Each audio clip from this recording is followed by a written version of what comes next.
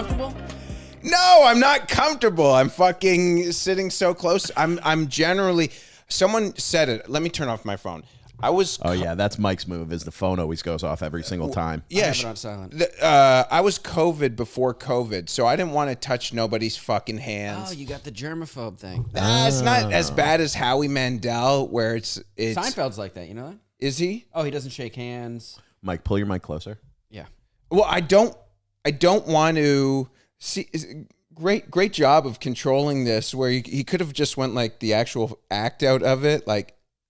But he yeah, listen, I try to keep it. I can't try to keep it tight, dude. When you walked in, you go, great straight man, and I've accepted my role.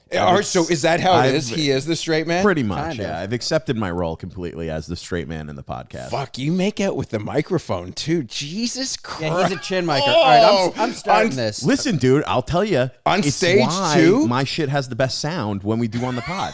Every time, dude. All the guests. I'm the only here one we with go. good sound, and everyone else's is fucking echoey. All right, welcome to the Sea Otter Town Hall podcast with Dylan Krasinski, Mike Kerrigan, and our wonderful guest, JJ Liberman. Welcome, everybody. Welcome. All right. That was good, Mike. Yeah, that's typically how we do it. Is we get on a roll, and then we're just like, let's bring it all to a halt. Do the quick intro, and we should do an intro on the side now. I think maybe start doing that. But Yeah, because right when they sit down, I like what people are talking about. Like you were talking about, you were a little pre-COVID, before COVID. Yeah, I was COVID before COVID because I never wanted to. I just think it's disgusting to shake.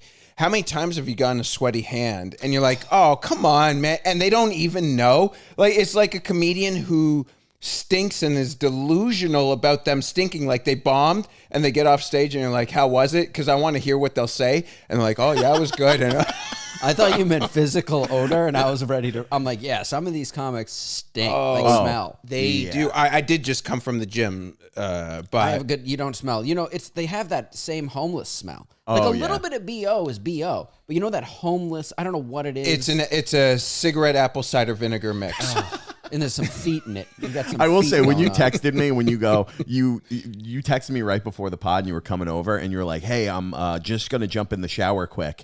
And then I didn't see it. And then like a minute later you go, never mind, I'm just going to come. And I almost texted you being like, you could shower, dude. It was a time issue, though. Yeah. No, I appreciate that. That. So I know you guys have your things after. I don't know what you guys do, but yeah, I just don't want to go in for the wet handshake. Oh, it's gross. Also, I have really smooth hands, and I don't want to hear how I have fucking smooth hands every time. Oh, you get smooth hands. I'm like, just give me dabs, and I'd rather you say, oh, because now, thankfully, millions of people died, so nobody questions the dab. Whatever's easier. Quick one, yeah. I like that too. I did notice you gave that to me in the hallway, yeah, when you came in. Always. Yeah, I wasn't doing like the firmest handshake for a while. Just I don't know why. I was probably high and I wasn't into it. Dude. And some people took it. They're like, "Yeah, you got to be a man." And I'm like, "Dude, where are you on any other issue? This is like it's a one thing. I gotta give you like a." You ever have the person who's really they just won't let go? They're gripping you, trying to grip. It's an alpha move, dude. Because it is an alpha move, and they have something with their sexuality that's really messed up, so they have to squeeze your hand super hard. So would it be more alpha if I also just hit him with a left?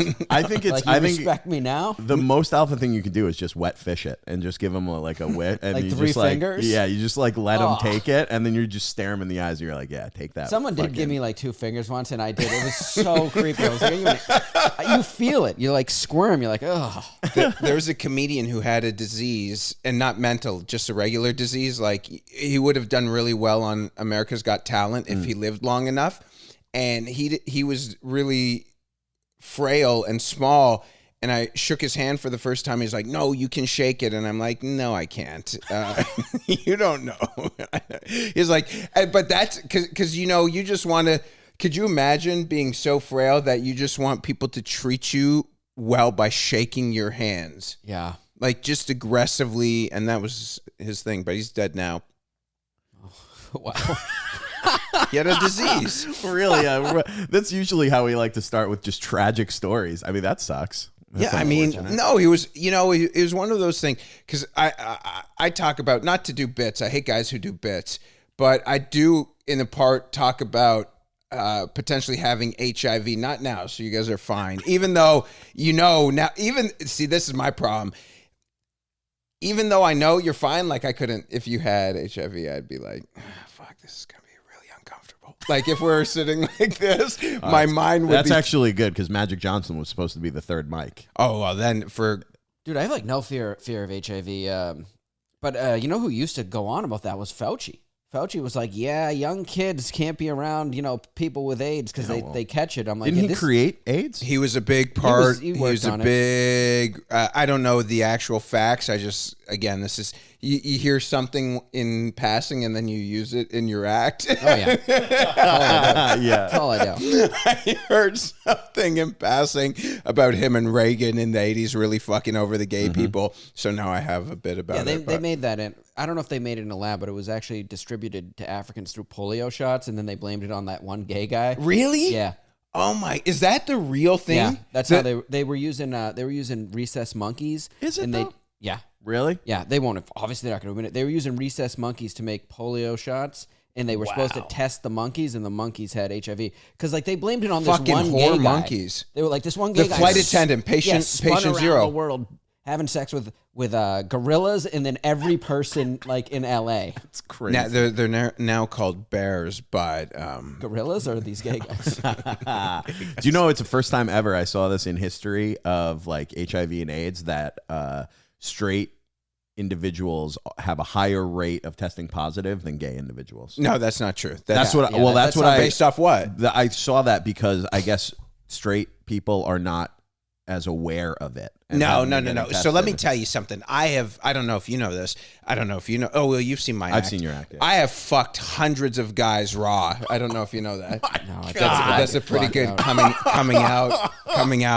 I have the most aggressive I come was out not. in I thought you were history. going to be like, because I've seen your act. I thought you were going to be like, I'm a gay, bisexual man or whatever. I have fucked. Let me finish that statement. I have fucked hundreds of guys raw. And multiple of them, I didn't know until after the fact. Remember 5 minutes ago, you can cut to where he's like, I have no problem with HIV. And now as I look over, but I have fucked so many guys raw, and multiple of them had HIV. And I didn't know at the time, but I found out after through which is crazy. One of the craziest ways to find out is you go on. I used apps called gay.com, which Ryan Long loves. He loves the fact that it was so straight to the point. So straight to the point. It was just called gay.com. And then the feeling in my stomach to know that I banged a dude who then I see on gay.com and it says in his profile HIV positive. Whoa. Ooh. Yes. But anyways, I don't have it. But my whole point in that, it's very difficult for a straight man who just has sex with a vagina or pussy to catch it. Oh. No, I did not know that. Yeah, why? I think it has something to do with cuts and abrasions. It's very hard. That's why anal is more. That's why when you receive anal, it's the highest risk, and needles. Damn. Yeah. So That's Were you always wild. gay? Or did you have a wife and kids? Or you one of the, No, I was totally straight, and then I just saw a cock and I said, "Fuck it." No, but did you used to date? You used to date girls for a long time, No, I was in the closet till 34. but no women. You weren't like one of those guys. Occasionally a chick, Okay. but That really pisses guys like me off because these guys who are not don't even like women. They're like, yeah, they always have it's like they had too many women. the And I'm guy like, what's who going has on here? the guy who has a beard and she's hot. So I started dating chicks in my 30s, and I show up to a comedy club in Canada, and I have literally an OnlyFans model on my side. Oh, geez. And I dated my first girlfriend. I dated for 3 years up until recently. She's my first girlfriend. She saw me headline Yuck Yucks in Canada. Are you familiar with them? I Wait, know so you Yuck went Yucks, back but to yeah. women. No, I went to women. I was never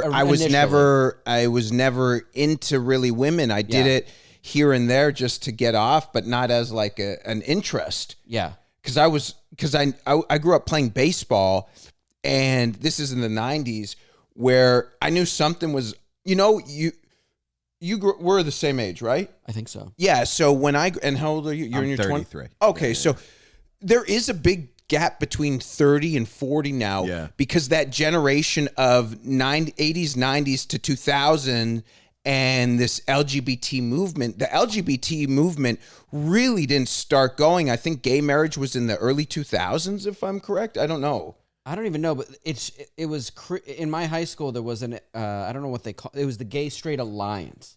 It was a little bit before the LGBTQ and all the other. So letters. Small though, right? Yeah, very small, but it was, and everyone was pretty much. There was no like. Some of these, they all show these towns where they're like lynching. Like everyone was cool. There was like two gay girls or gay guys. And we were like, they were treated well.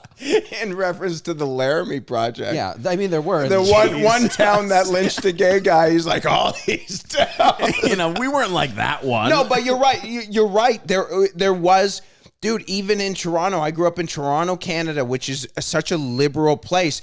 You didn't have people, and I graduated high school in 1999.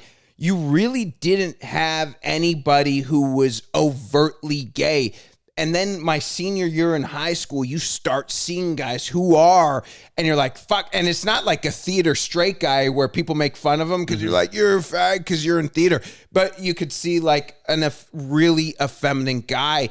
And that wasn't something, because my background's baseball, that you ever saw. So here I was around bros. Well, yeah. Around bros. And, and so I was like, oh, okay, so something. So I didn't come out till 34, and people kind of knew. They're like, oh, something's wrong with Libra. They knew I was off a little, but that was just like crazy clubhouse kind of shit. Okay. So, yeah. Because you were a sports guy, good looking. Well, no one gives a shit about a guy like me. They're like, I don't care. My parents are like, hey, why don't you have a girl? You're like, we know why. They don't like them. So people thought you were gay? No, I'm just saying, like, they're They're not just like, good looking. just let's look at him. yeah, like and no he's one's got some ever stuff. interested in like why there aren't, I'm Oh, sworn by right. broads. Oh, so they knew they just knew you were a straight dude who couldn't get pussy. I wasn't even, not that I wasn't interested, but it wasn't, I never focused on it because I think it's because I don't like rejection at all from women, because I kind of don't like them to begin with. So like when I'm like, I didn't even like you to begin with. I'm forcing myself. You're just attracted to them. I'm attracted to them physically. The rest, I don't know. Yeah. No, I'm like you too. Good. I like that. When I had someone yell, we were in Tampa last weekend, and I was like, she goes, yeah, because I was talking about this a bit about being feminist, and she's like, I'm not a feminist. I'm like, good. I hate women too. No, I mean, what the hell was I going to say? Yeah, like when I was a drinker, for instance, any substance I do throws me off track. When I quit drinking is when I would started talking to girls. Like most guys would be like, I'll have a couple drinks to loosen me up. Once I have a couple drinks, I'm having more fun being drunk, talking to everyone. Oh, yeah. And I will lose focus, and even with anything I do, that's what I end up just partying. I like the party scene better than if it was easy, I probably would have. Yeah, no, and that's something I noticed too. And I assume by how you dress and you're clean, like you love the chase of pussy, huh? Yeah, how'd you know? I can tell. He likes the dating. Oh yeah, I could tell this guy's like just messaging chicks like, yeah, hey, you want to go? Yeah, I bet you love that. Yeah, it just. I'm on Hinge. My opening line is, so when should we have our first date? And it gets a ton of responses. Really? Yeah. So do you take them? Where do you take these holes out to? These nice women that I go out with. I used to, dude. I'll tell you, when I first moved to New York, I realized it's so hard to date here as a guy going out with women, because you go to these like wine bars or these cocktail bars, and you'll have like 2 drinks each, and it's $120. So I realized, a buddy of mine told me, you got to go to these dive bars. And so I have a bar. That's the play. I have a bar that I go to in the Lower East Side. It's called 169 Bar. I have a couple of them. And he goes, it's the perfect spot. It's a great vibe. It's cool. It's fun. But it also lets the girl know that you don't care about her yet, and that maybe later you will. Ooh, that's a great thing. So my best friend's in Major League Baseball. Oh, and shit. Right now he's with Anaheim. And his first year was in 2007 with the Phillies.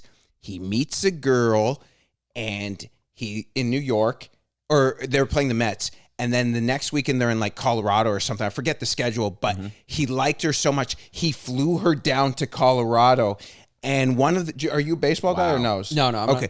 not. Are you a baseball yeah, guy? I love You baseball. remember Flash Gordon? Yeah. Closer? So one of the best closers was like, no, you can't do that. You can't roll down the red carpet right away because then their expectations is always the red carpet. So, and that's the thing going from the gay world to the straight world. I used to fuck dudes I have fucked so many guys, back to the fucking guys. I have fucked so many, way to ruin a beautiful moment. I have fucked so many guys without knowing their name that when a chick now wants to meet, she's like, let's go on these dates. I'm like, do you understand that I can just go bang a dude right away? Not so much anymore, but it's just so much easier. So no, if we're not going to get to fucking soon, this is not going to go on 3-4 dates. I don't know, dude. I couldn't fathom being a man going on more than 2 dates and not getting laid. There is no third date for me. Yeah, I see. That's I'm very frustrated. Like, I wouldn't mind bringing them on dates, as many dates, but they don't respect it. You know what I mean? Like, if you don't get to the thing, they don't respect that. They don't like, being treated, especially in New York. They don't want to be treated right. They want to be treated wrong. Oh no, yeah, they're fucking chicks. Look, they don't look this. How many? Just go ahead. Go ahead. How many chicks? It's kind of like that, Bill Burr has a bit about where he's like, they're like, no, but yeah, and it kind of thing. And how many girls didn't speak up?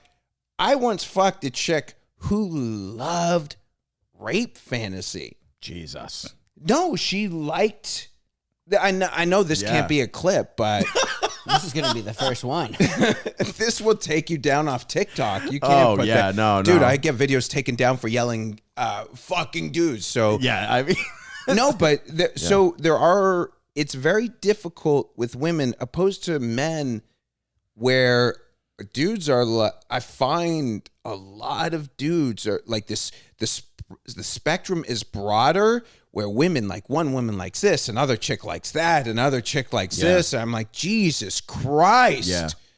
It is. Listen, I'm not going to, that's the thing. I'm not going to kink shame you, but I'm just not going to be involved in that fantasy. You don't get into it at all? I don't know. It's just you like. just want to go to 169, buy her a rail, and that's about it? Yeah, pretty much. We know a guy in Boston. Do you remember this story, dude? When he was telling. I heard it through someone where this girl had like this fantasy of like, it was on Craigslist, was like, come to my house and I'm going to go to sleep and you're going to break in and be naked. No, she pretends she's dead. What? Wow. Yeah, I don't remember that one. So she pretends she's dead. This is like a guy's bit, but it was real. So he comes in. And I mean, if you're that creative to think of this, you're a genius. Door's unlocked. So he comes in. But what he did is before they do whatever, because she does not respond. There's no they talk about it first. She's just on the ground like a corpse. And so what he does is he had a written proposal, and he took her fake dead hand and he signed it. Dude. And I'm like, this is romance in our generation. So see, there's a line that's too much, man. Yeah, that's too much. I can't do that, dude. The dead corpse. There's actually a buddy of mine who makes porn named Connor Cox. He's not a buddy of mine, but we chat on Twitter and stuff like that. He does, his videos are like passed out, and he makes on his not OnlyFans, many vids and whatever. He sells the clips for sale where they're like passed out chick and she just lays there and he has sex with her. But they're like pretending to be. Of course. Okay, I mean, that's her out for I'm just making. I understood that, but all I need is someone cutting that clip and being like, it's total like role play, consensual role play. So me and my ex went to hedonism. This is how like the spectrum. What's hedonism? So it's a nudist swingers resort in Negril, Jamaica. Okay. So she worked the OnlyFans chick. She worked for this company called Naked News, where they did segments at. They do everything in the nude. Nobody's paying attention to the news. And they'll do like segments at swingers resorts, nudist colonies. And the week we went down there, she had some stuff to film, was a fetish organization that came in. And like when you talk about how crazy the spectrum is, because imagine growing up 30 years ago and it's like, sex is vanilla, you know, like when you do these comedy clubs and you do them at 6 p.m. Like our first show last Saturday was 6:30, and these people go there and like, be a little family friendly, and you're like, these people are probably the biggest fucking freaks of them all, you know, doing stuff. Because I go to this hedonism, and there's like people getting lifted up by the hooks, you know, whatever that thing is, to the point where they had to tarp it off.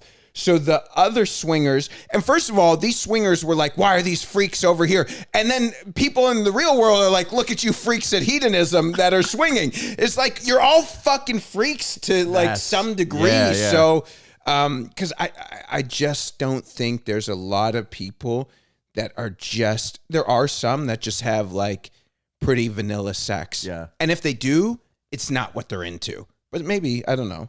That's probably true. I think everybody has things, and it's all about how willing they are to get into them. And you got to be with someone who's like you trust, who can, you know. Yeah, get you out of it but that's probably why people get divorced. Probably. I actually think it could be probably the kids are too much, or I think that any relationship that, you know, when you start only having sex once every month, unless you're old, it's like, this kind of stinks. Oh, like, yeah. Where I hear guys talk about, oh, my girl won't blow me. I'm like, what? Like, what are you doing? How are you in a relationship? Then you're just roommates, dude. It's just like, what are we doing? We're just co-living our lives, I guess. That's fine. Yeah, and then eventually someone cheats on someone, they break up. They're like, how could you? And like, well, we don't fuck. Yeah. So yeah, it's sad. Did you play professional baseball? I got into professional baseball, but I was injured. So I got into independent baseball, and then I was so miserable. I couldn't make it. I wasn't good enough. It was like a guy who's an open micer, and you're like, you know, you're just wasting time. And then, it's exactly like a guy who's an open micer can't make it as a comedian. Then he opens a comedy club. So I then went to umpire school, and I umpired in 2 years. 2 years in professional baseball, calling balls and strikes. And that's good money? Behind the plate? No. Oh, you rotate every game. Shit. What was that like?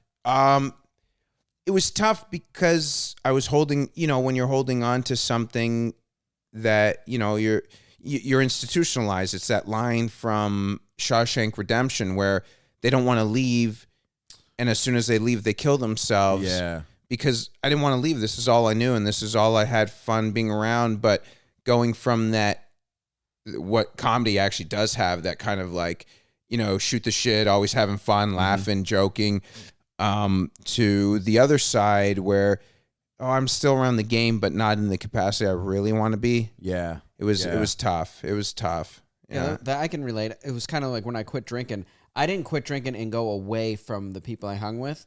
So I still hung out with the same people for a little while, and then eventually it's not fun. And there is that kind of, it's not a fear, but you're like, dude, where am I going? You're going out on your own. You're all on your own, but it's the best thing. You know, it was a tough period, but it's a good period. You got to get out of there. So you went sober because you were just a degenerate, kind of? Just a blackout. Oh, yeah. It was not fun. While doing comedy? No, before I did comedy. Oh, okay. Thank God. I don't think I would have done comedy. It would have screwed up. I probably would do well a couple times if I was in that zone of like 6 beers. I could see myself killing, but then I mean the stuff I hold, you know, the blackouts would have been like, yeah, you're done from all these clubs. You called, you called the booker bridges. A loser, you know. Oh, I've called sober. I was at Wise Guys in Vegas, and they have I was in Vegas for 8-9 months just gambling and playing poker for no reason. You're a big gambler. Are you a drinker, partier? Or no, you're a gambler. No, I'm a gambler and an escort fucker. I love escorts. I love gambling, and I love fine dining. So those are all right. That's Vegas, pretty much. That's Vegas. So to me, to be honest with you, if I were to murder on stage and just have a great set, I could get laid or go out with the boys to have an amazing meal. I'd rather go out for an amazing meal. I can understand that. I agree with that too. And just hang out and have I'm like fun. 50-50, depending on. I would love to go out for a steak, or I would love to go out and party. But it's really like 50-50. I'm not I just like, again, I don't think people realize how, I didn't realize this until I lost COVID, or until I lost comedy during COVID, and I was off for 2 years because I was in Canada. And then I started playing poker and I was making good money doing it. And I was like, oh, maybe I should do this and maybe I could balance both. But then I got back on stage and I crushed after 2 years. Yeah. I'm like, fuck, there's nothing like that in life. So sex is always on the table in some form, if like when I sleep with escorts. But that continuation of just laughing and crushing food and just being a savage in a restaurant, that's my biggest vice. It's I do like that. I love that. I do love the idea of going to a restaurant and being like, no one like sitting there and deciding, just be like, hey, we're gonna do all of these 9 meals, cut them up. Dude, these that's appetizers. Just keep the wine coming. That's all we do. My crew in Vegas is they're all rich poker players. It's family. I don't go out with people if we're not family style eating. Yeah. It's got to be, I want to try this. I heard that about Patrice O'Neill. They said he would go out, and this is not why I'm into it, but they said he would go out and he would order everything because he wanted a little of this, a little of that, a little of that. And I like that over. The only time I don't family style is if I go to like a French restaurant or a high-end restaurant and do a chef's tasting menu. Like a Michelin or something like that. Yeah, but even then, and that's my biggest vice, is $150, $200 7-course meal for 3 hours. I love that. Yeah, I got to get to that level. I haven't been out there. I just ate a bodega sandwich. You know who does the family style? I've heard him talk about is Kreischer. He's a big pull in. Okay, we need these 10 entrees. Bring a little bit of whatever you like on the appetizers. Cut them all up. We're gonna share them all. Boom, done. No, I'm totally. I love that. It's not even. It's just. I think it's something. When I was growing up, my family used to go out for Chinese food once a week on a Sunday. I think I grew up really well off, and then we lost everything. And it was crazy because we lost everything. And I went from living in a mansion to living in an apartment. Like an apartment. Really? Yeah, just in like Canada? In Canada, an apartment like this with my mother and my sister. And I mean, we're still middle class, but you go literally from being multimillionaire to having to downgrading it. It's still you're still in good shape, but it doesn't feel like what it was. Yeah. Of course not. What happened? Do you want to talk? I can talk about it. So, but yeah, on the first point, I'll just say the first point, and then I'll tell you what happened. So, we would go out on Sunday nights, and my whole extended family, because my mother remarried to my stepfather, and then he had 3 stepkids, and then me, my sister, and him, we would all go out on Sunday night to a Chinese restaurant, with the tables where they spin. Yeah, and it's just fucking, I baby. those. I love that. Dude, and you would get, and they, I guess my stepdad would order, like very classic head of the household would order everything, and the table would just spin and spin and spin. Yeah. And now when I do Vegas with Chinese food here, we should do it here. The Chinese food in this town is unbelievable. Yeah. But just go to a restaurant, you get like 6 people together, and we did it in Toronto late night Saturday night, and just a table with all these, and just order. And I'll always do that, like Korean barbecue. Let me just fucking order. Tell me what your budget is, and you'll be fine. Everyone's going to be happy. We used to do that late night. After you left Boston, we used to do that late night Chinatown in Boston at like midnight, 1 a.m. after the bars close or after a show. And we would, spicy fried lobster. Yes. And all that. It was so good. So before I tell you, since you're not drinking, what do you do? Because I do see you drink. That's just soda, right? Yeah. So because you hang out at the bar still, you don't have the, and I'm sure you talked about, you don't have the vices to get back into it? I have no urge to get into it. That's amazing. Yeah.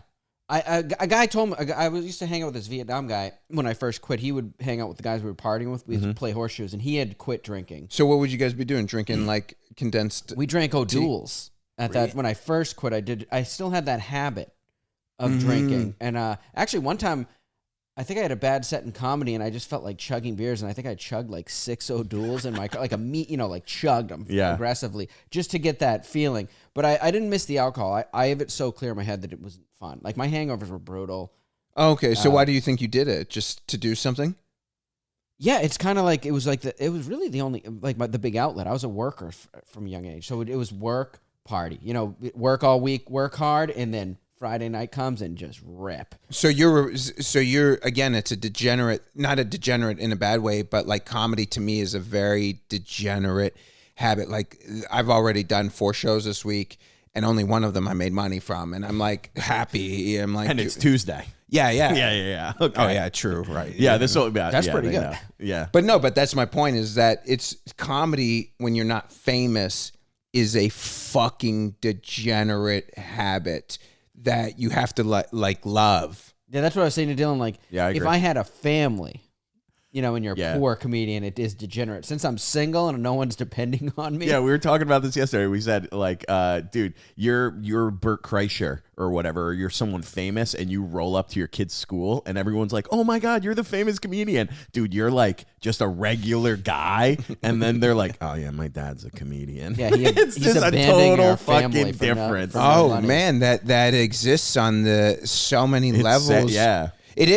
I don't think it's sad. It's just I love it, but there is a you know, it's there tough. is a I mean, sadness well, to even it. you, I haven't seen you do much comedy. Yeah. But I've seen your sets, and you're like, you crush, and I'm like, Jesus Christ, you're not famous, and which is to me sad.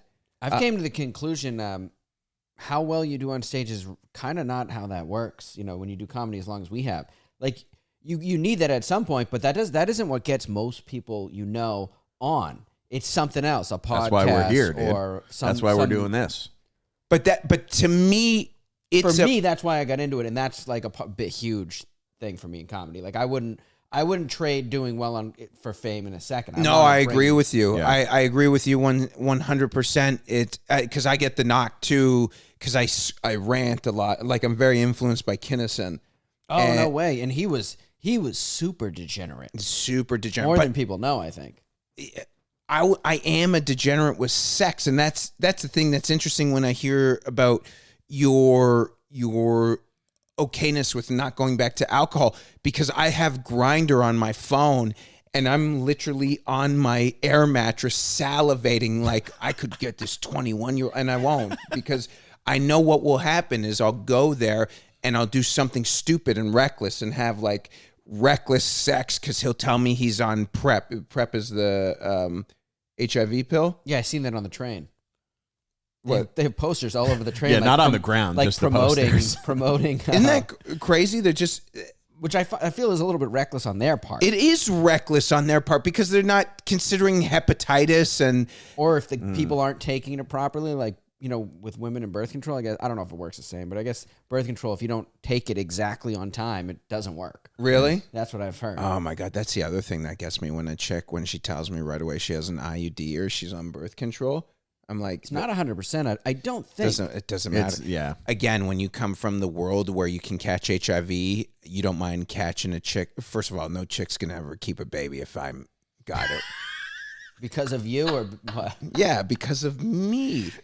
That's why I wish you saw my act before we did this. You would be like, oh, for sure. Yeah, dude, I go on stage and scream aggressively telling dudes I'm going to fuck them. Yeah, I could see how that's a problem for certain clubs. The first time we Big met problem. was like years ago in Boston. I remember. 2015. It was when he did the old hideout. I think when Gatlin was still The there. basement. The The basement, basement. but when it was a long room, and I remember Yes, you a went long on room, and you it were was like, packed. I should go last because I'm dirty, and I was like, okay, yeah, I put you. I don't even know when but I remember you saying that to me, and you went up and just did that, and I was like, oh yeah, he is a dirty comic. It's so the only guy I've ever really seen genuinely dirtier than me, and I've tailored it back because you get better. Mhm. But at that time, in 2015, I'm 2 years into comedy, and I just came out of the closet, and it's this whole like aggressive sexual, and I'm not as good as a comedian as I am now, and it was like a big shock thing. But have you ever seen Jason Rouse? Mm-mm. No. Oh my God! If you like dirty comedy, him and Aaron Berg are some of the best. Have you seen Berg? Oh, yeah. Yeah, I've seen Berg a lot. He crushes. Oof. Yeah. Does he? Oof. But I saw him when he first was doing. He wasn't even really doing. Everything was murdering. I want to do comedy, and then I saw him, and that was a week later. I'm doing stand up Oh, no way. because I couldn't believe it. He was just so I don't care if I don't give a fuck. His humor was great. His persona was amazing. But yeah, I mean, he was extremely dirty too. But yeah, so he's one of the guys. But Jason Rouse is one of the guys. But I was more of a, these guys have amazing crafted bits. I was more just doing shock humor. Yeah.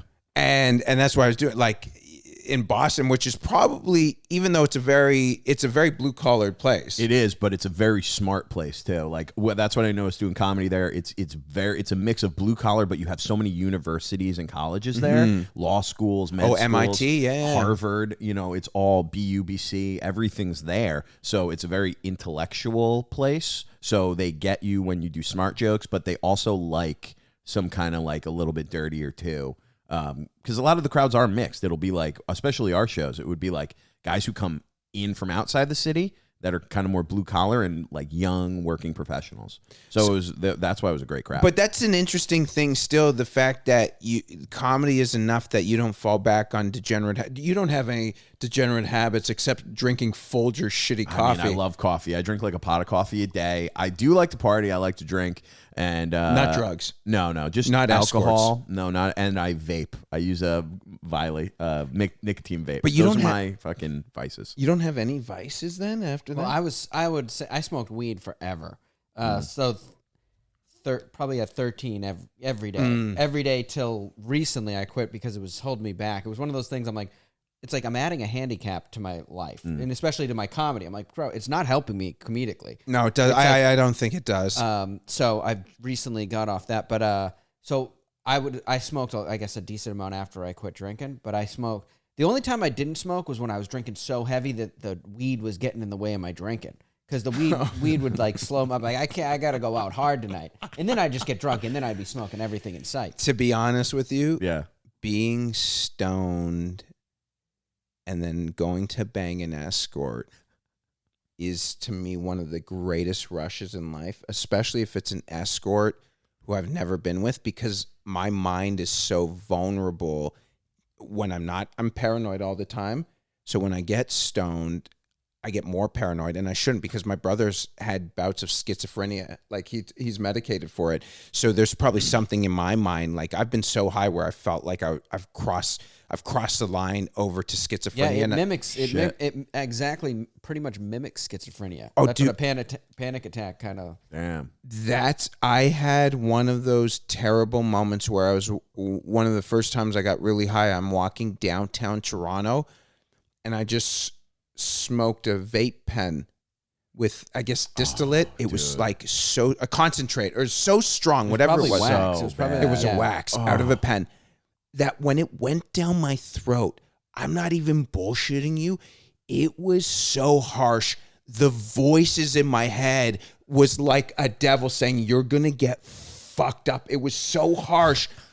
Within 30 minutes, and I go to meet an escort at the Hilton downtown. I was at a comedy show. Male or female? Female escorts. Okay. You don't need to get male escorts there.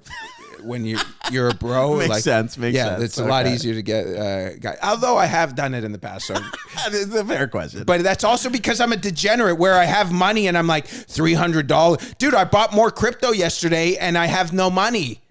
I bought with like rent money yesterday because there was a 50% dip almost on one of my biggest bags. So I have rent money for this month, and I bought more crypto last night when the market tanked. Bitcoin tanked 10%. My portfolio tanked literally down to like $500. But so sometimes I will get a male escort, but predominantly chicks, because I want sex first. And I'm so high, and I love that feeling because you get hornier and your heart's racing, and I get to the Hilton, and by this time, I'm cooked. Like I'm looking, like that's how high I am. I'm starting to look around. I'm seeing people look at me. My mind's telling me people are looking at you. It's cops. That I text message this escort. I'm like, I can't do this. I can't show up. And I start walking away, and I'm walking through downtown Toronto, and I take the underground system because you can go underground during the winter, because I didn't want people to see me. And I walk by this one chick who's sitting on the middle of the floor in like a hallway, just a hallway. And I thought at that moment I was seeing shit. Oh, wow. I was that high. I literally said in my mind, it's happening. And it was the scariest. Oh. And then I wake up the next day, felt great. Oh, wow. Yeah, that's tough. Have you never had that moment?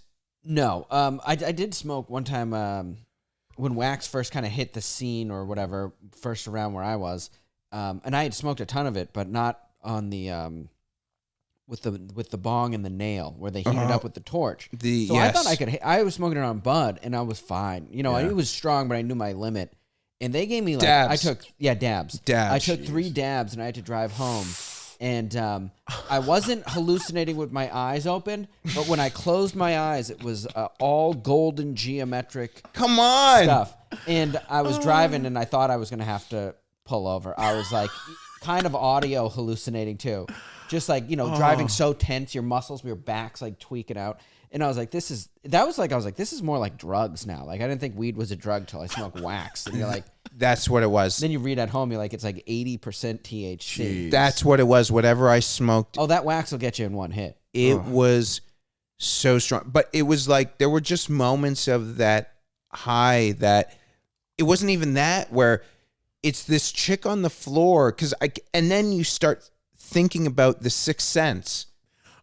Where he's like, I see dead people. Like, I get chills in the back because that's how I felt. To the point where I even got home to my apartment and I'm like texting my buddies. I'm like, you have to fucking call me. And I live right downtown Toronto. It's very similar to how Boston is. You have a lot of buildings around. And I just remember looking out at, there's a big church and I see this red light. And honestly, I thought it was a sniper just on the church. It was what a rough, and I'll take like 1 milligram, 2 milligram, but I guess it's something to do with my mind is vulnerable. I've heard that when you have like a schizophrenic gene or like a family with the schizophrenic gene, that it's not good. Or you're just Jewish and paranoid. That's I true think too, if you're paranoid to begin with, it's not a good. I've seen people freak out before. That's why I don't do it anymore. I hate it. I don't like it. It gives me anxiety. Just any weed. Yeah, the last time I remember, it got to a point now. It's so strong that every time I even do a little bit, I just immediately, where like alcohol, as soon as I feel it, I'm like relaxed. Weed, as soon as I feel it, I start panicking. I'm like, is it still coming? Am I going to be too high? I remember I took 2 hits of my brother's vape pen. We're at my uncle's country club for Thanksgiving. It's on Long Island, dude. It's so. This is like the white privilege segment of our thing. It's like they're feeding me caviar, and I'm like, dude. They go to the country club that the Wolf of Wall Street that they filmed all that the shit with Leo. Oh my God, that's the country club. That's the funniest line. I'm about to get really paranoid at my uncle's country club, dude. So we're at this long.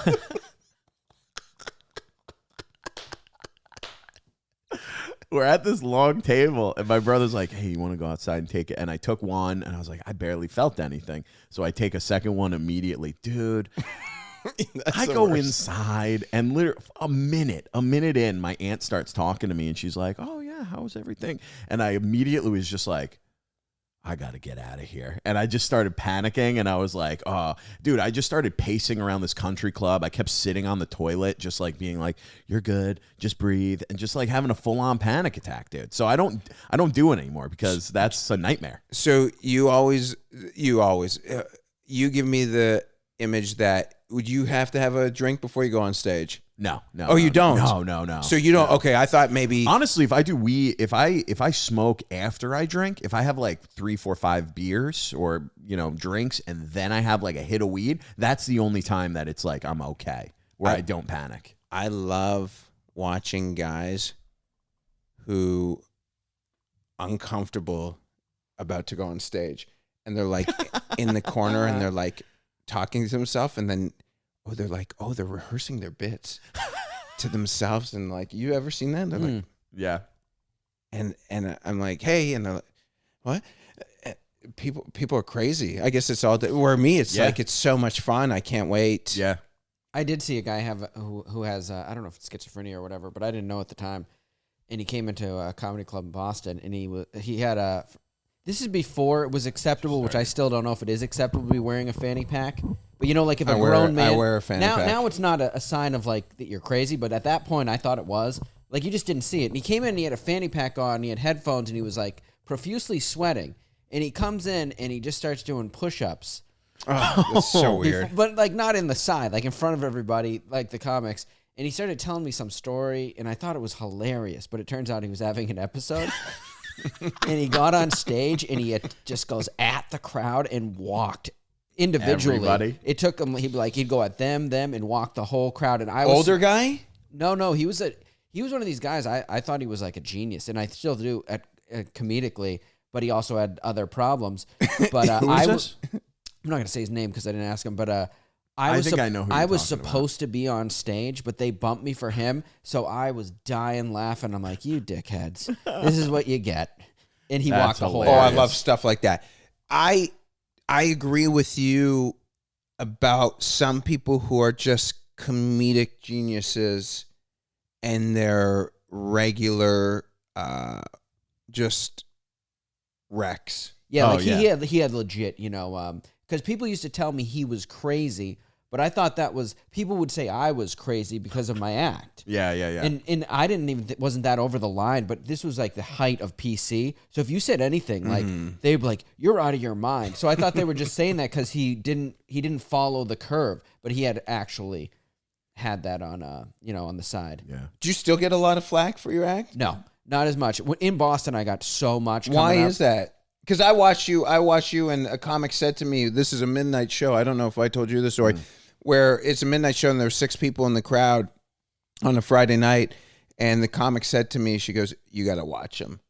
Yeah, that would be the exact opposite back home. And it was in a good way, said. In a good way. Yeah. In a good way. Yeah. Which I think's the most, man, I think that's the ultimate compliment, because I never try and perform for the back of the room, the comics, but I am performing. And when I had a tough time when I first came out in the clubs because I was screaming about all this gay shit, like kind of doing that Kinnison thing. Mm-hmm.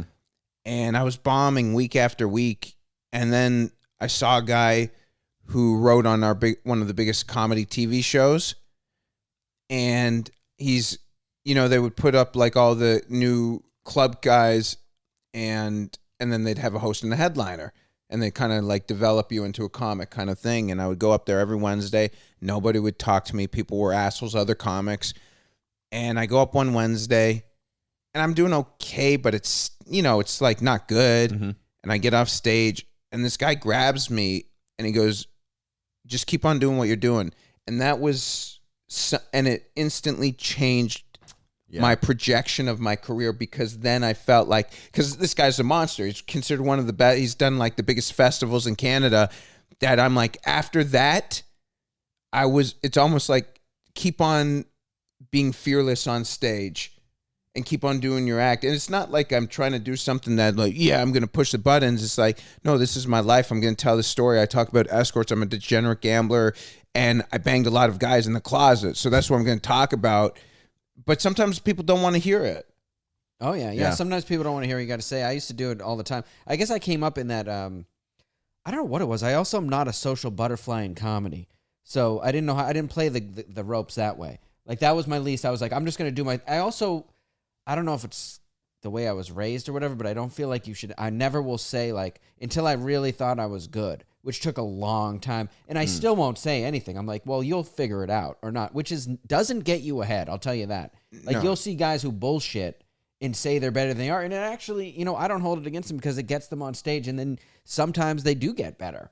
But, no, it's a tough one. It really is. And I know that I don't think there's more of a story thing than a comedy thing, but it does, I'm a huge nerd when it comes to comedy. So when I see people who can kill on stage and they do it in a really, I don't know, it was just like a natural. It's comfortable. Like they're comfortable. It just seems like it's like coming out. Yeah, of, yeah. Like they're doing that. Like, here's my joke. Here's my joke. Here, it's just like free and loose and that's killing. exactly. It was just this free and loose kind of thing. And here I am driving this car and stick shift. That it gets when I do it, it's like a very fucking you hear the cars too and then sometimes I've never even when I did someone's show, I said, watch, you will not see a guy who in 1 second will murder with a line and then the next second bomb.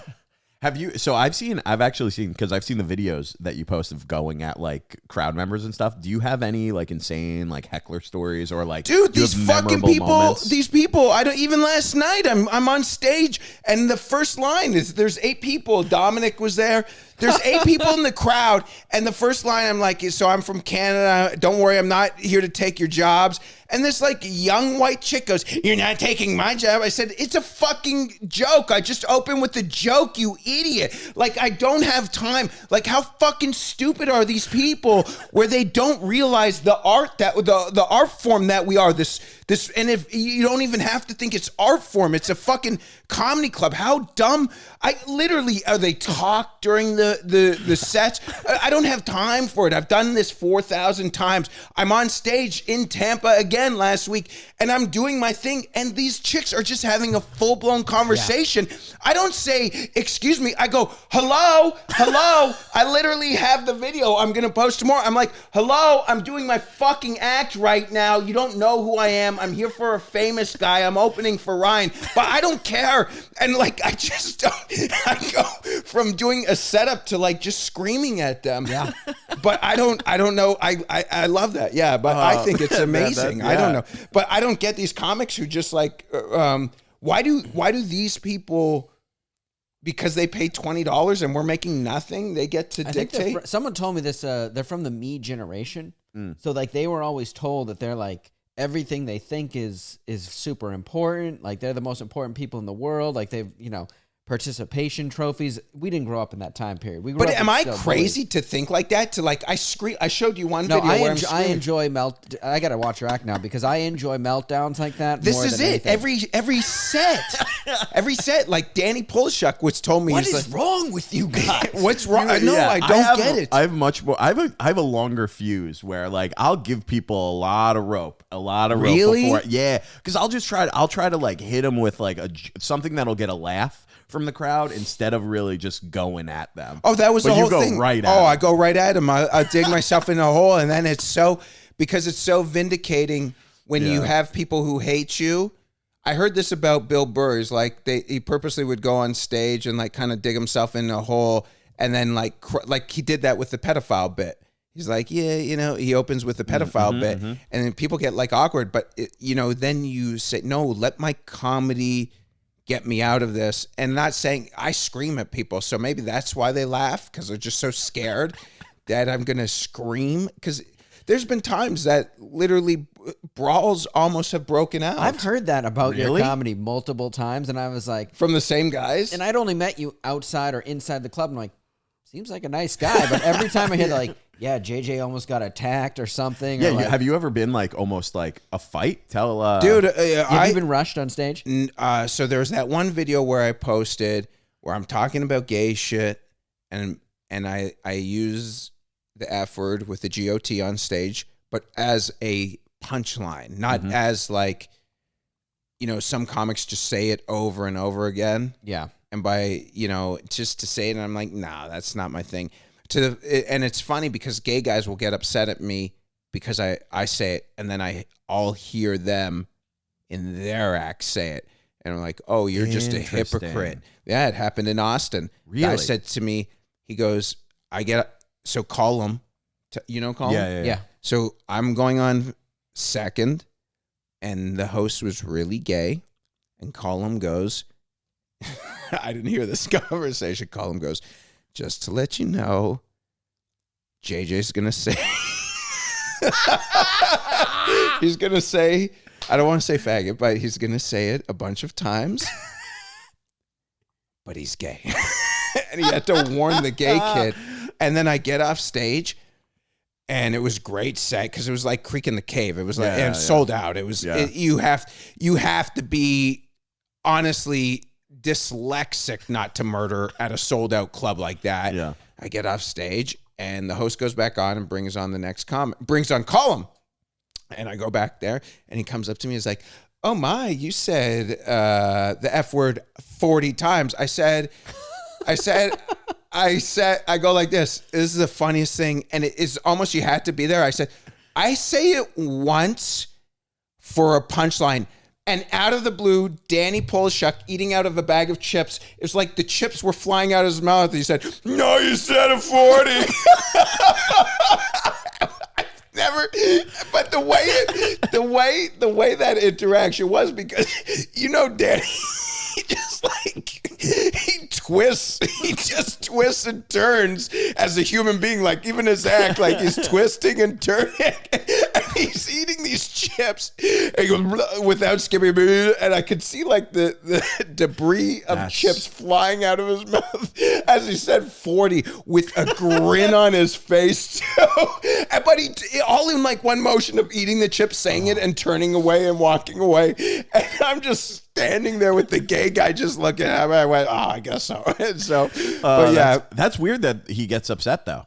More people, is he the only one, or you've no, had that issue? I had Scott Thompson from Kids in the Hall. I don't know if you remember that. Yeah, I was at a place where he came in one night. Scott Thompson, who I love to death, and maybe I shouldn't have said his name, because he's famous and he is a great comic. He is a great comic too. And I don't think people realize, and they think he's a sketch icon. Yeah. And he said to me once, and this is probably we have to edit this out because I don't want to make enemies with a guy who I like. Yeah. But he used to let me open for him, and a couple times, and then one time he saw me, and he's like, "You know what, man?" And I thought he was joking. He's like, "You're vicious, and it's disgusting." I was like that. Oh my goodness! Oh. I was like that. I was. Yeah, we died laughing, and he's just staring at you. Yeah. I thought it was a joke, and we definitely do have to actually edit this. That's a clip, baby. That's a good one. We can figure this out. We'll talk about it after. God. But no, I literally died laughing.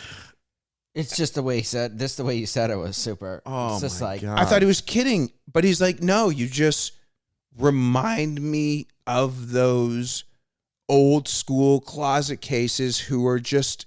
Because, this guy grew up in the 60s and 70s. Is he gay? Oh, do you never watch Kids in the Hall? Not really. No. So Kids in the Hall was one of probably the pioneers, some of the pioneers on the level of, what was the John Cleese one? I don't know. Oh, yeah. Like that, Monty Python. Yeah, Monty Python. Not like that, but like that in some regard. And they were very they were very good, and they were very risque. And what they did then would probably not be able to be done now. But they were all gay. And okay. Yeah, and at first I got attention from Scott and one of the writers on the show because I was doing this gay stuff. But I guess when you see it live and I'm screaming this stuff and. I don't know. I had a trans chick who loved me said, "You're the only cocksucker who makes comedy sound. You're the only cocksucker who makes gay stuff sound homophobic."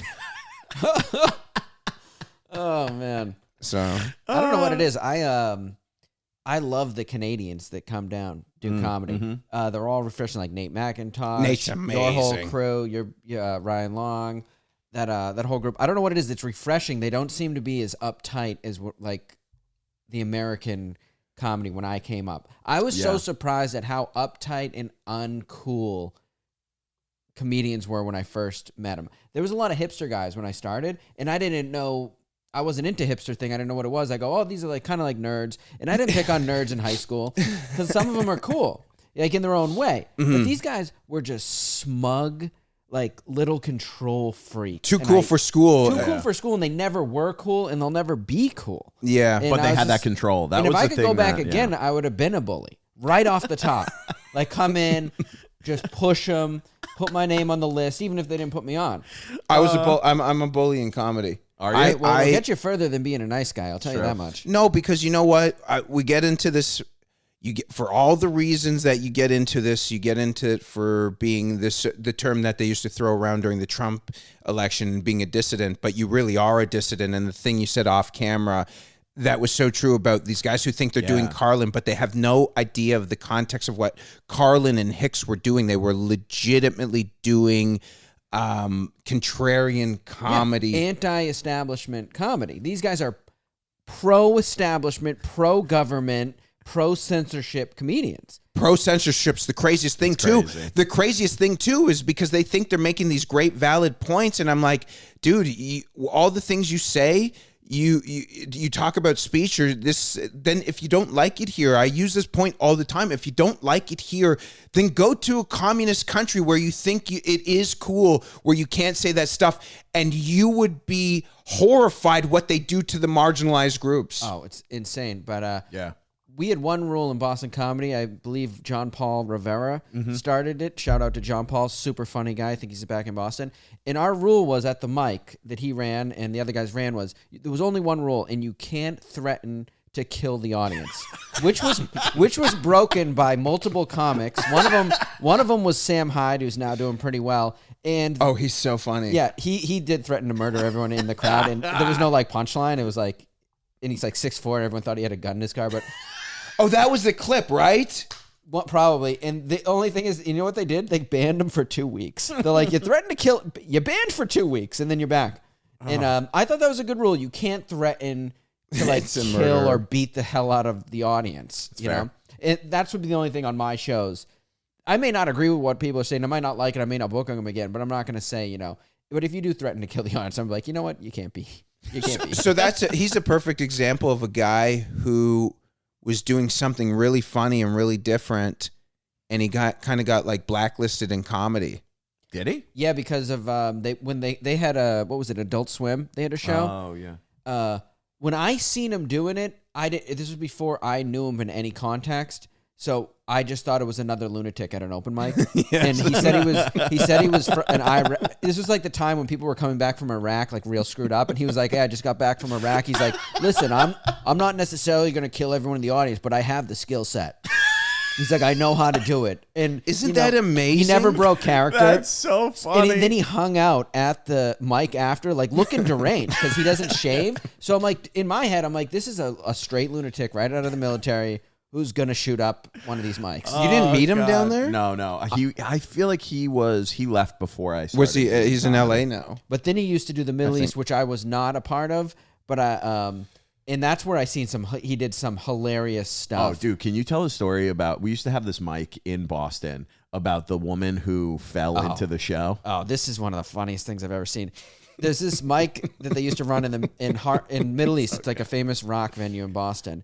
And they used to do a mic there, and there's a lot of junkies on this street, which is not usual in Boston, but it's like a big heroin area. And I watched the whole thing. No one's seen what happened. This woman was outside, and she had just taken a dose of heroin, and she fell. She lost her balance and swung the door open and somehow fell into a seat in the front row. It was like a miracle. Well, I don't know if that's a miracle, but, whatever the opposite of a miracle is. And she just plops down in the seat, and she's like too junked up to get up.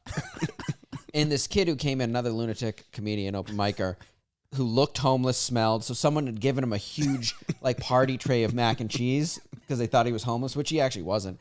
And I remember she was like looking at it. So I was like a nice guy, and I'm like, she needs a fork and a plate. I'm going to go make this lady's night on a maximum dose of heroin. And I give her a fork, and she's eating the mac, shoveling this mac into her mouth. And I'm enjoying the whole thing. I'm like, man, dude, I'm such a good guy. And then someone's on stage who I don't like, and she just starts projectile vomiting onto the stage and the comedian. But no one knew I had done any of it. And I was Were in you the back. there? No. I just remember thinking, I never felt like that before. I'm like, I was a mastermind and no one knew it. And I was like, I did all of this. This is all me.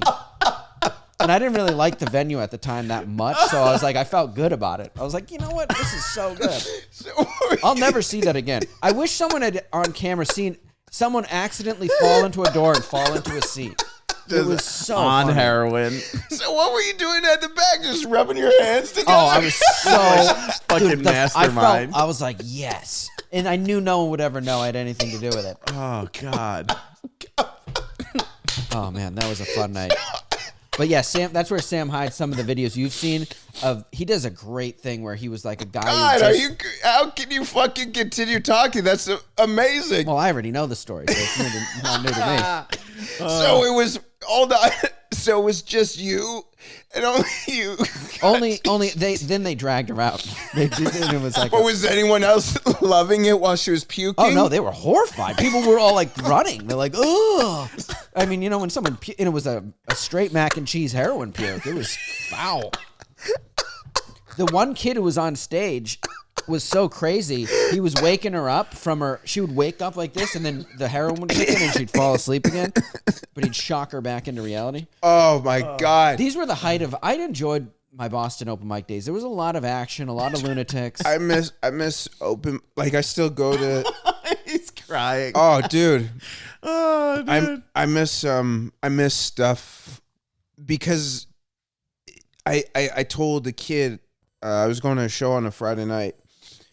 And he's like, I'm not booked. Sorry. Started. Sometimes it does that. I don't worry about it. Yeah. And he's like, yeah, I'm just still doing mics and stuff. And I'm like, I still go to mics, even though I've done this a long time. I used to headline comedy clubs before COVID, but I still have to get the reps in till I'm at a point. But you'll get out of mics, and honestly, there's some things that you'll never get back from them that you'll miss so much. And one of them is the fucking insane delusional people. Oh my goodness. That come and do it. Certain acts you see, but also where it really doesn't matter. It doesn't matter anyways, but it really doesn't matter when you're doing open mics because you're only doing it because you love it. And that's what I hate about New York, where these guys charge other guys money to do open mics. Oh yeah. Yeah. That wasn't going in my time. It was, and you got 5 minutes pretty much minimum, which I think you kind of need, even if you don't need the whole time. Dude, yeah. Shout out Grove 34. It's the only Great mic that that doesn't mic. charge. Really? Yeah. And they do give you 5 minutes. You can pay, Or maybe buy a not, drink, actually. and you'll get more time. Did you go out there from yeah, here? it's Astoria. How far is from that's here? how good it is. It's about like, for you it would be less, but it's about an hour. Really? Super Yeah. close. It's Super the close Broadway to you. Actually, no, maybe not. But it's not that far from where So you you go there how many times a week? Well, now with Hustle, I haven't been going there as much, but before, like up until 7 weeks ago, I was going there like 5 times a week. That reminded me of my old back in the day when mics were good in Boston. Yeah. That reminded me of that scene. I actually might go there tonight because I'm on another show at 7:30, but they do mics every night at 6. Oh wow, that's Yeah. crazy. Did I tell you about this was not, I think this was one of the worst, like one of those terrible shows I got booked on early in comedy. Did I tell you about the lady with the Drano? No. This is a quick one.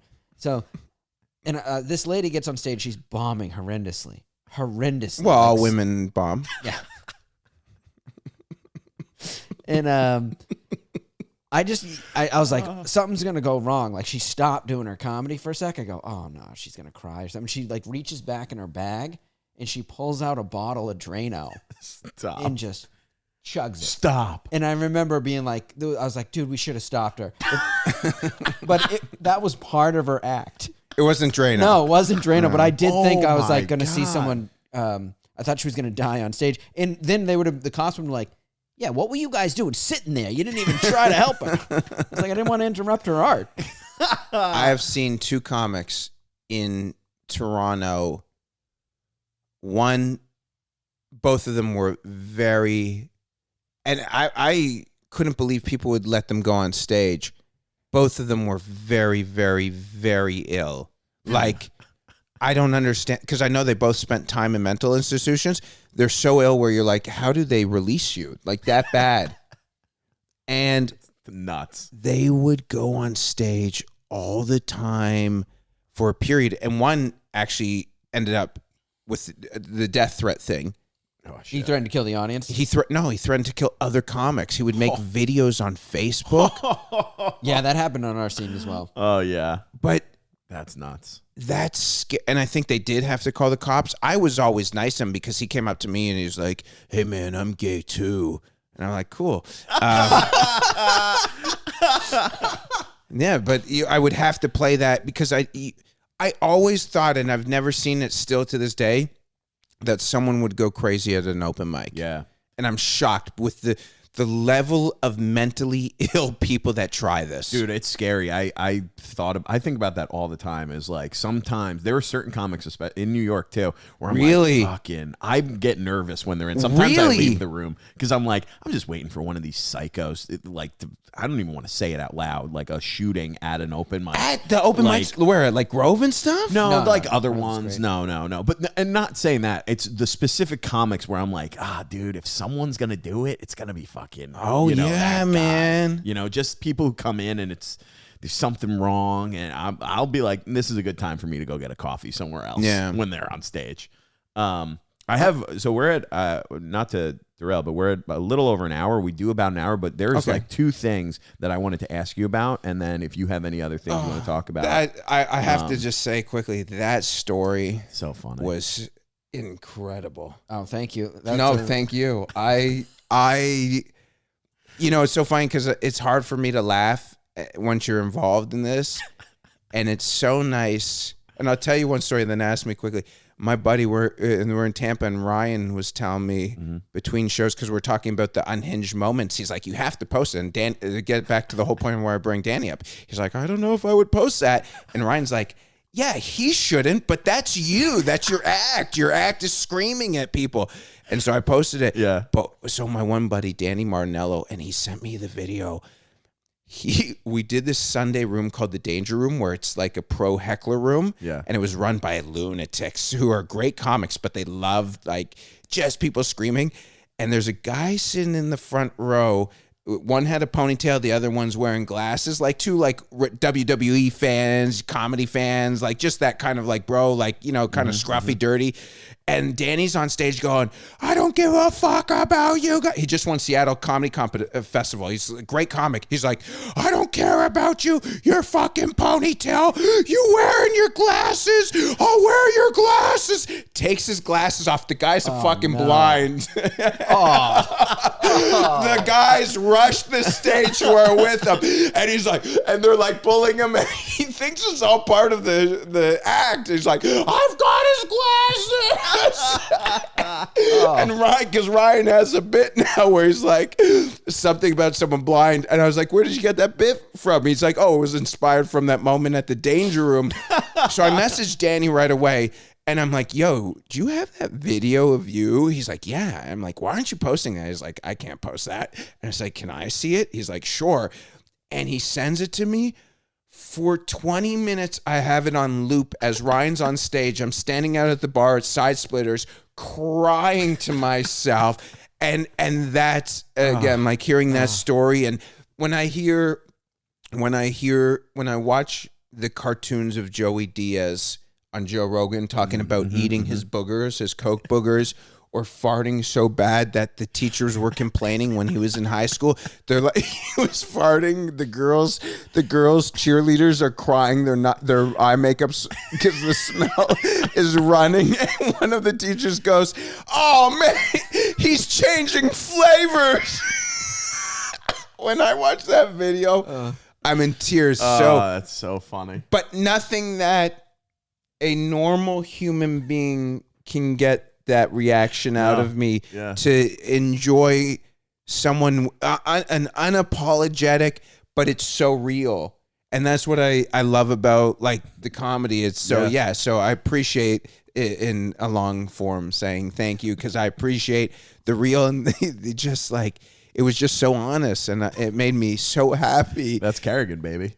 Oh yeah. And it makes me so happy the joy you got from multiple people's miseries, Because that whole group, like except for John Paul, like they all hated me. So I'm like, it's like I don't care what happens to any of this. Oh God. oh no, that was brilliant. Thank you. I hope to see it. But the question, sorry. Oh no, I just had two things I wanted to cover before we wrapped up, because this has been great. I'm having a blast. But two things I wanted to is gambling stories. Do you have any good gambling stories of being like, it always interests me, people who are like really up or really down. And I honestly don't know which stories I like more. Yeah, winning a lot of money or being down a lot of money, or, any like Did you have any run-ins with like casino people? No. So what I think people don't realize when you play poker, first of all, it's not like a degenerate gambling like dice. Oh, because it was poker was your game. Yeah, it's a skill. Okay. It's a very skill set, Yeah. but it comes to a point where you just get kicked in the teeth so much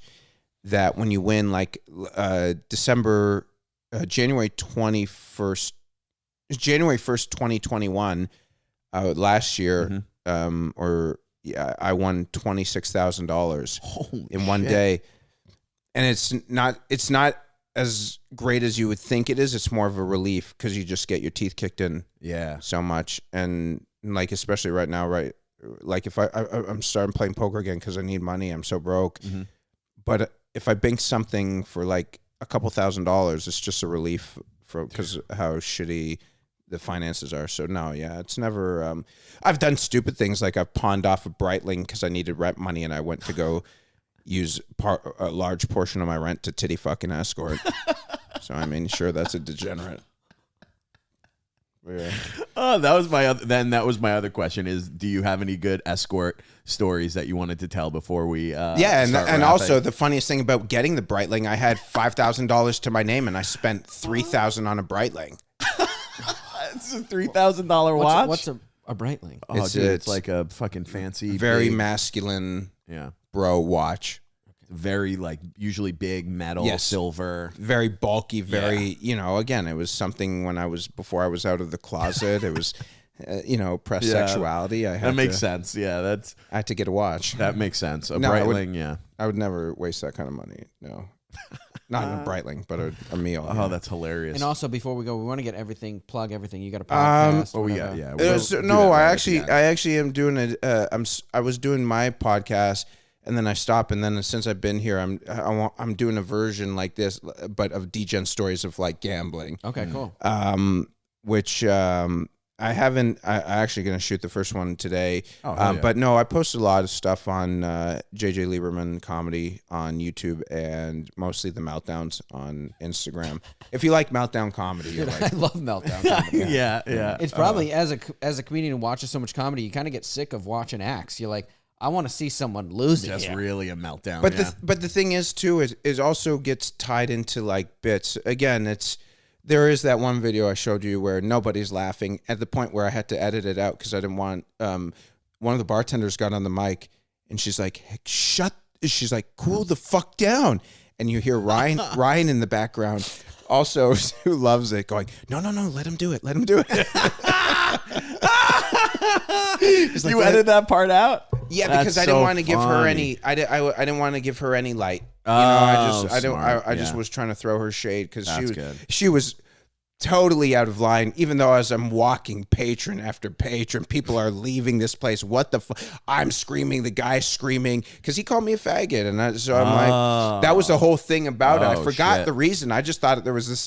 See, this is how many times I do it. I forgot the reason. I'm just snapping at him, and I have this video. I'm like, oh, let's upload this, and then people are like, what the fuck's going on? And I'm like, I don't.